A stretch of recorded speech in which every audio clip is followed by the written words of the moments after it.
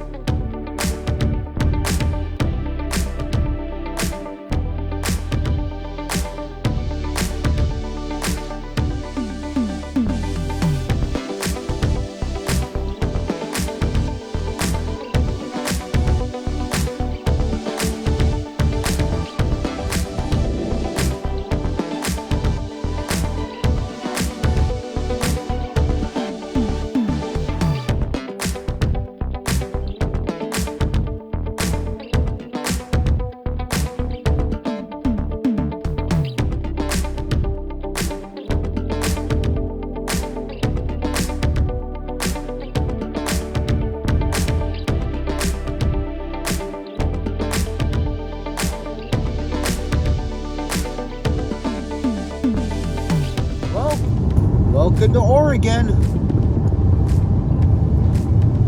Home of SB 4449.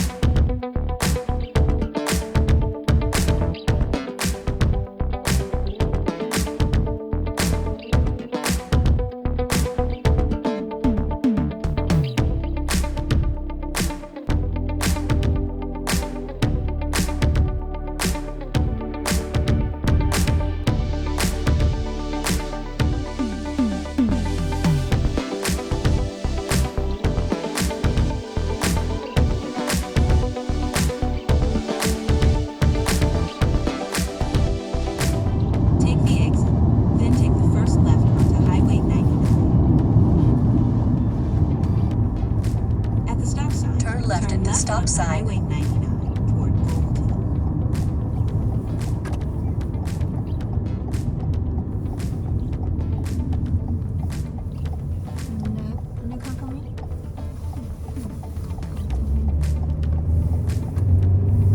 At the next stop sign, turn left. At the end of the street, turn left.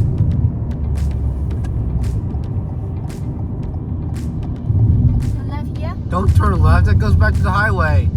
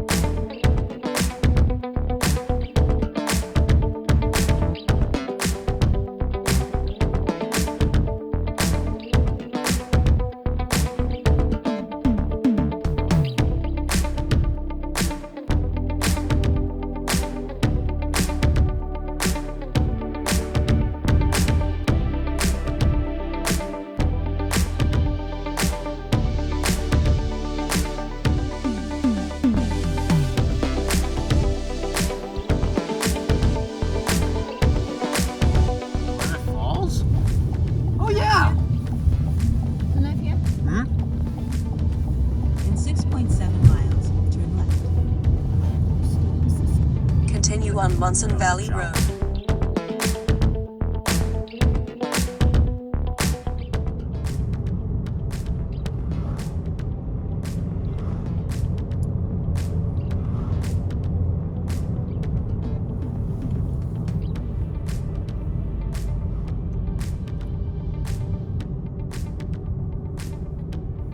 What's this? It's Watchman's Overlook.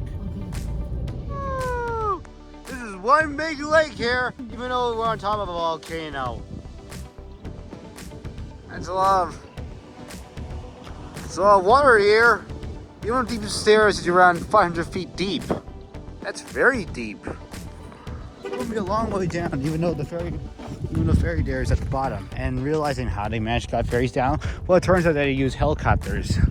They attach the boat on the bottom. After that, they lure the helicopter down to the water, then drop the boats. The boat is approaching the dock. Should be coming up soon.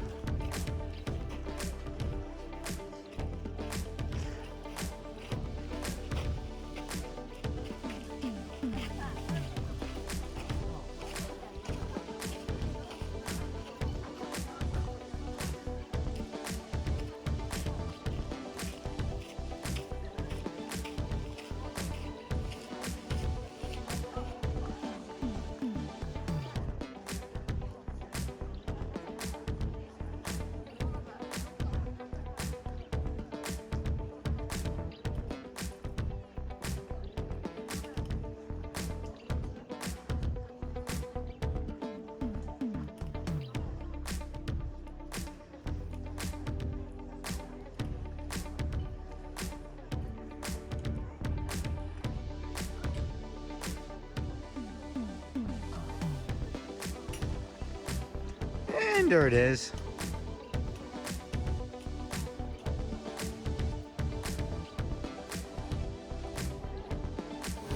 Jump!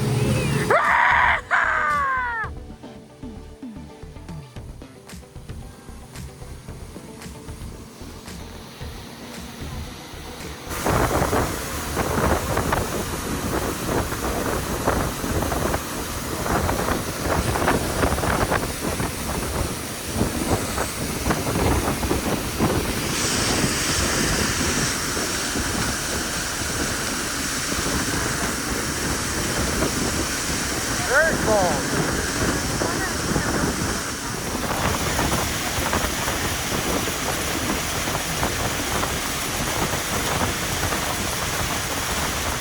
U-shaped line separating it from the rest of the rim. This feature is known as Loud Rock.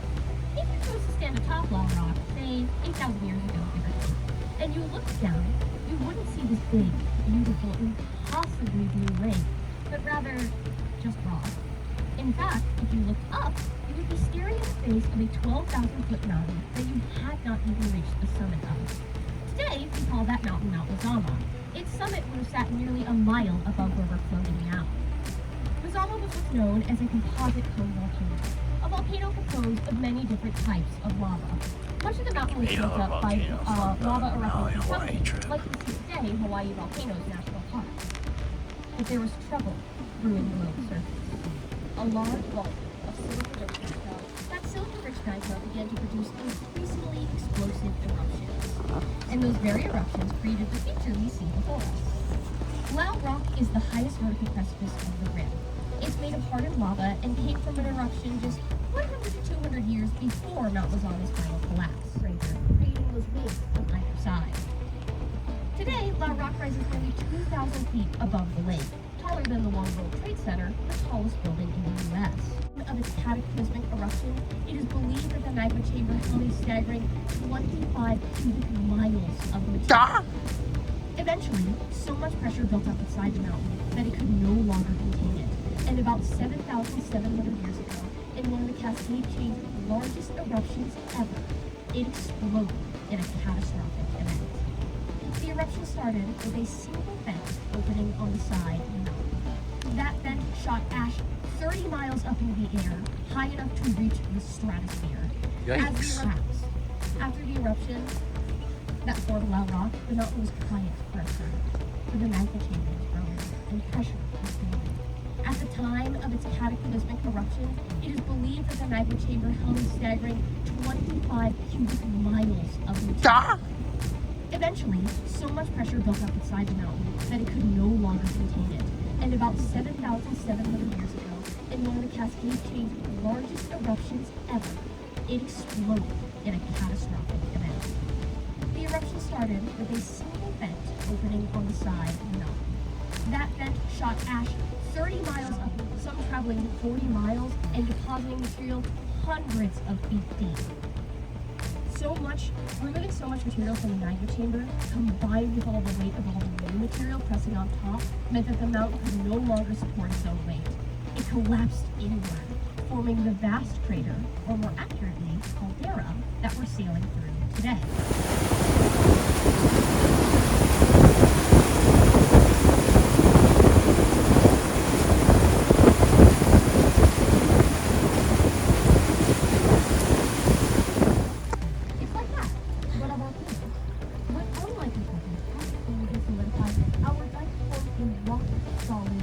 Yikes! Over time, erosion wore away on the softness around the rock, leaving this dramatic sign of volcanic trail. You're seeing some kind of small sand tornado. The magma cooled underground. This allowed it to cool more slowly and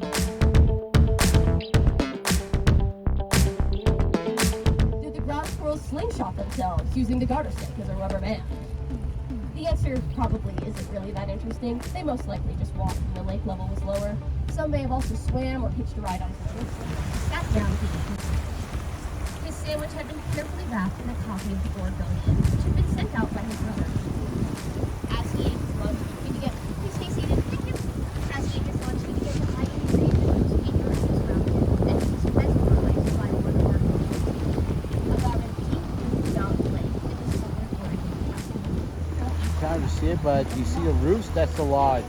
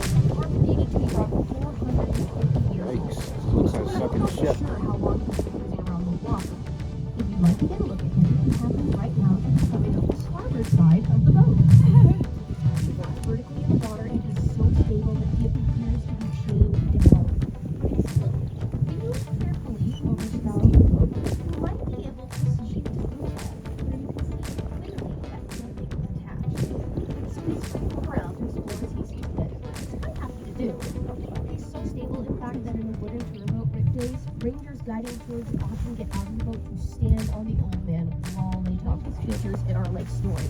Our other island, by contrast, is actually one of the oldest. The rock that it's made of is about 400,000 years old, long predating the eruption that formed the caldera.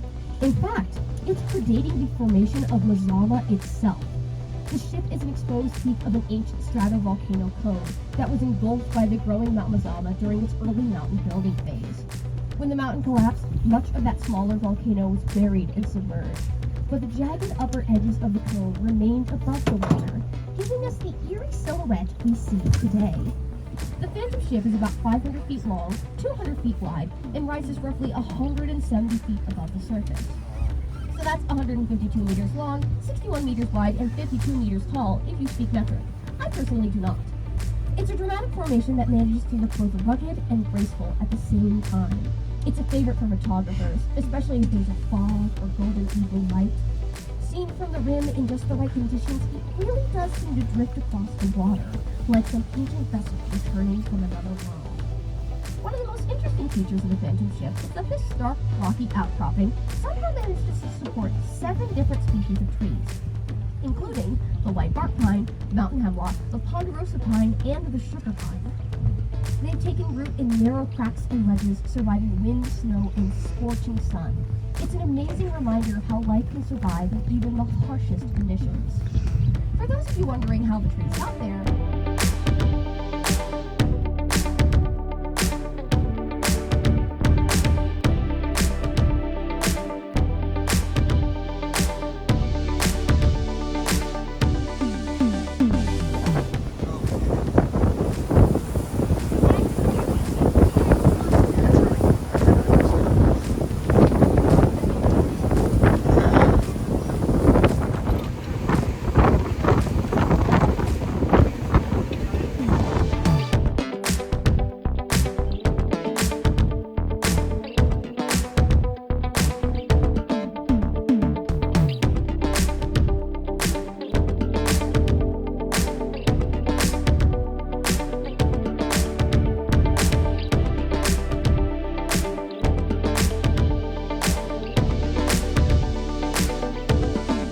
already done. Now we're beginning our head way back up. Unfortunately, there are quite a lot of hiking trails we're supposed to go to. So for the rest of the day, we're just going to take a look at some lookout areas.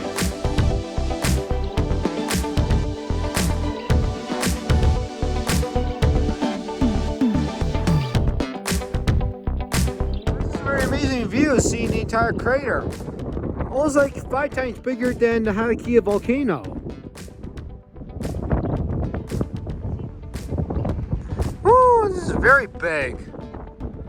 And that there looks like the witch's brewing pot.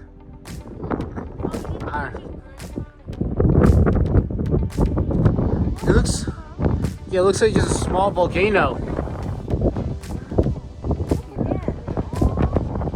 Yeah, looks pretty cool.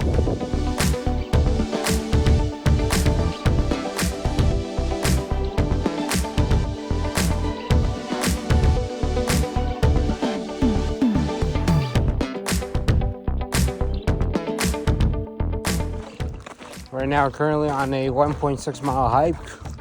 Okay, guys, right now we're on a 1.6 mile hike up to the watch area there. In that watch area there, you get to see the entire lake. However, it's gonna be likely around 1.5 hours. I don't know how long it will last, so let's try to do a transition.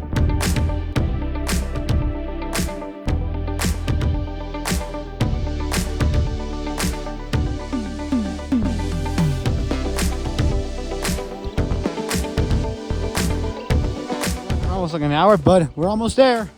I can see the watchtower. Sorry, I had to pause for a bit since some of the video I didn't film, but this is the watchtower. Woo! And we made it. Look at that. That's a very good watchtower there. Well, it's gonna be closed right now.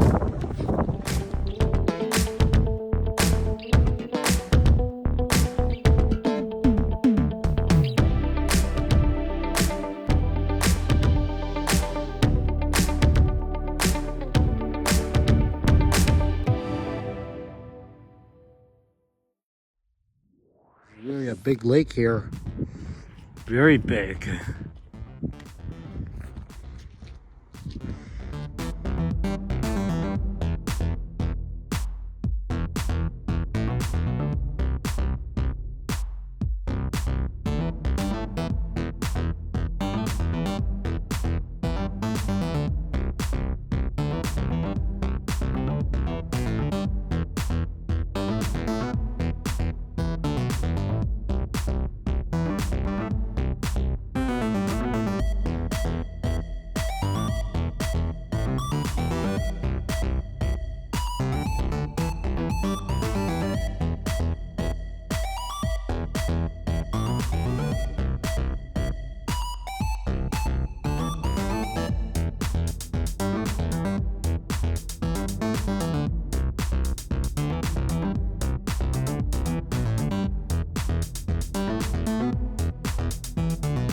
Alright, it's the end of part 9. Part 10 will come out soon, in which we went all the way to Lanson National Park, our final destination. After that, after spending there for a couple of days, went all the way back home. If you like this one, make sure you like, subscribe, and turn on the notification bell to stay tuned for more videos. And I'll see ya in the future. Bye.